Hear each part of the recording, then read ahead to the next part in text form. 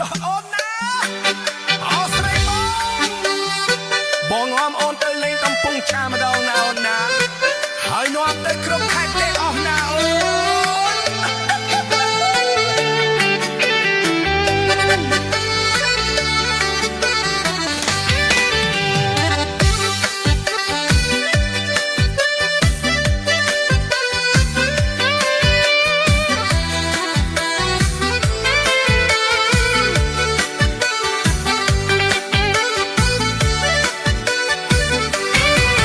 ទៅលេងអោកំពង់ចាមឆ្លងព្រែកក្តាមហើយទៅដល់វារិញ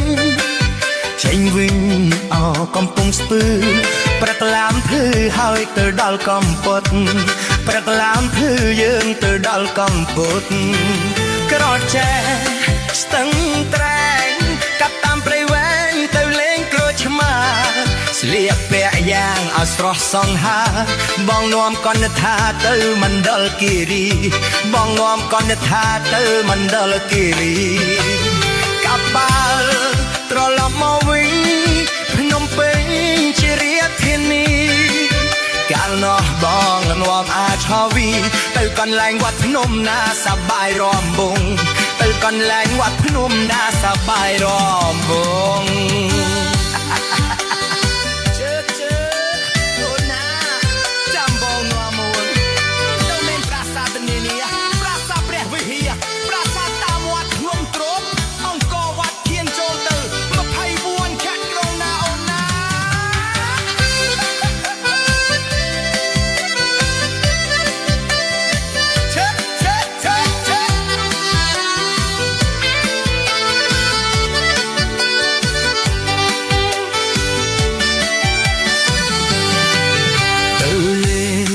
កំពង់ចាមឆ្លងព្រែកតាងហើយទៅដល់វាលរិញ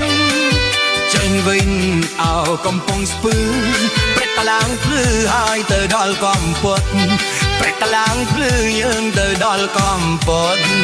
ក្រចេះស្ទឹងត្រែងកាត់តាមព្រៃវែងទៅលេងក្រូចឆ្មាស្លៀកពាក់យ៉ាឲ្យស្រស់សង្ហាបងនាំកនថាទៅមណ្ឌលគិរីបងនាំកនថាទៅមណ្ឌលគិរី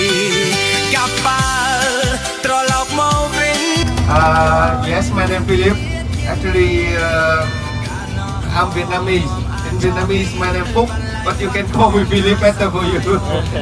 And why I'm here because I follow my wife. My wife, she working for Everest Airlines.